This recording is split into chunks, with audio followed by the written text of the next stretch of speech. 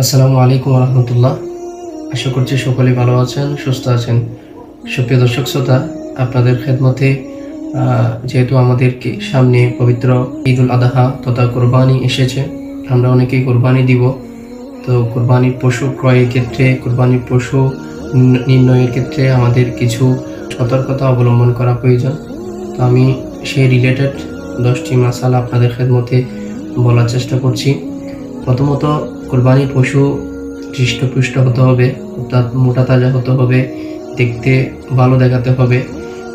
আবু সাঈদ খুদরি রাদিয়াল্লাহু তাআলা আনহু থেকে একটি বর্ণিত হাদিস, রাসূল করিম সাল্লাল্লাহু আলাইহি ওয়াসাল্লাম শিং বিশিষ্ট মোটা তাজা হৃষ্টপুষ্ট একটি দুম্বা জবাই করেছেন।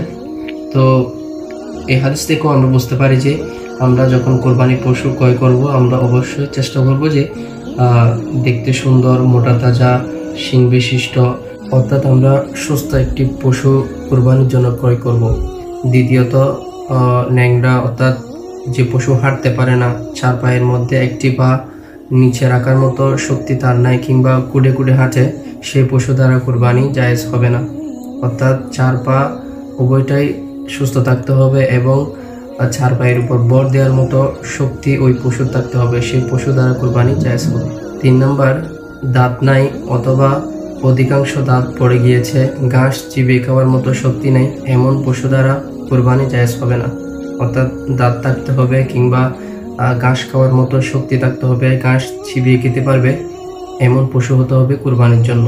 নাম্বার 4, শিং নাই অথবা এমনভাবে ভেঙে গিয়েছে যে পশুর মস্তিষ্ক ক্ষতিগ্রস্ত হয়েছে, এমন পশু দ্বারা কোরবানি জায়েজ হবে না। তবে যদি কোনো পশুর শিং না থাকে, একদমই না থাকে, কিংবা অল্প ভেঙে গিয়েছে, সেই পশু দ্বারা কোরবানি জায়েজ হবে। কিন্তু মস্তিষ্ক যদি ক্ষতিগ্রস্ত হয়, অর্থাৎ পশুর স্বাভাবিক অবস্থা না থাকে, সেক্ষেত্রে ওই পশু দ্বারা কোরবানি জায়েজ হবে না। নাম্বার 5, কান কাটা বা লেজ কাটা পশু দ্বারা কোরবানি জায়েজ হবে না। অর্থাৎ কোনো পশুর কান অথবা লেজ অর্ধেকেরও বেশি যদি কাটা থাকে, সেই পশু দ্বারা কোরবানি জায়েজ হবে না। যদি অর্ধেকের কম থাকে জায়েজ হবে, কিন্তু অর্ধেকের বেশি কিংবা অর্ধেক যদি কাটা থাকে, সে অবস্থায় কোনোভাবে ওই পশু দ্বারা কোরবানি জায়েজ হবে না। নাম্বার 6, আমরা তো বেশিরভাগই গরু দ্বারা কোরবানি করি, আর গরুর বয়স সীমা সর্বনিম্ন 2 বছর। তো বিক্রেতা যদি বলে গরুর, অর্থাৎ যে পশু দ্বারা কোরবানি করবেন আপনি, সেই পশু ক্রয়ের সময় যদি বিক্রেতা যদি বলে 2 বছর পূর্ণ হয়েছে, সেক্ষেত্রে ওই পশু দ্বারা কোরবানি জায়েজ হবে। যদি পূর্ণ নাও হয়, ওই ক্ষেত্রে যিনি ক্রয় করবেন ওনার কোনো কোরবানির ক্ষেত্রে সমস্যা হবে না। সেটার সম্পূর্ণ দায়ভার যিনি বিক্রি করেছেন বা 2 বছর বলেছেন তার উপরেই। নাম্বার 7, মৃত ব্যক্তির উপর কোরবানি জায়েজ আছে। তাদের ওয়ারিশ যদি মৃত ব্যক্তির উপর কোরবানি করতে চাই, ওনার নামে কোরবানি দিতে চাই, সেক্ষেত্রে কোরবানি জায়েজ হবে, দিতে পারবে।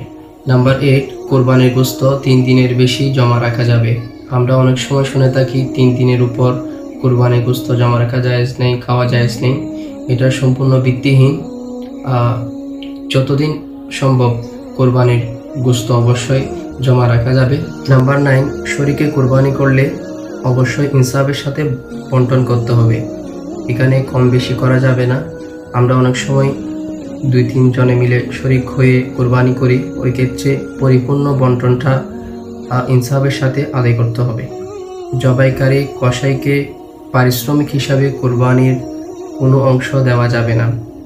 অর্থাৎ আমরা যদি কোনো মানুষকে কোরবানির পশু কসাইয়ের জন্য গোশত আলাদা করার জন্য আমরা ওনাদেরকে কন্ট্রাক্ট করে থাকি, সেক্ষেত্রে পারিশ্রমিক হিসাবে যেটা কন্ট্রাক্ট করেছি সেটাই দিতে হবে। আর কোরবানির গোশত হিসাবে কিংবা কোরবানির পশুর অন্যান্য জিনিস, সেগুলো হাদিয়া হিসাবে আমরা দিব, কোনোভাবেই সেটাকে পারিশ্রমিকের সাথে মিলাতে পারবো না, সেক্ষেত্রে কোরবানি আদায় হবে না। নাম্বার 10, নিস্তেজ হওয়ার আগে কোরবানির পশু চামড়া আলাদা করা মাকরুহ। আমরা অনেক সময় দেখা যায় পশু সম্পূর্ণ অবশ হওয়ার আগে, নিস্তেজ হওয়ার আগে চামড়া আলাদা করতে শুরু করে দিই। এটা সম্পূর্ণ মাকরুহ একটা কাজ, গুনাহের একটা কাজ। আগে পশু পরিপূর্ণ নিস্তেজ হবে, এরপরে আমরা আস্তে আস্তে করে কোরবানির পশুর চামড়া আলাদা করব। এবং লাস্ট নাম্বার, কোরবানির পশুর গোশত অন্যান্য ধর্মাবলম্বী ভাইদেরকে বোনদেরকে দেওয়া জায়েজ আছে। আমাদের আশেপাশে অনেক হিন্দুরা রয়েছেন, বৌদ্ধরা রয়েছেন, ওনাদেরকে কোরবানির গোশত দেওয়া জায়েজ আছে। তো আজকে আপনাদের খেদমতে কোরবানি রিলেটেড কয়েকটি গুরুত্বপূর্ণ মাসালা শেয়ার করছি। আশা করি আপনারা উপকৃত হয়েছেন।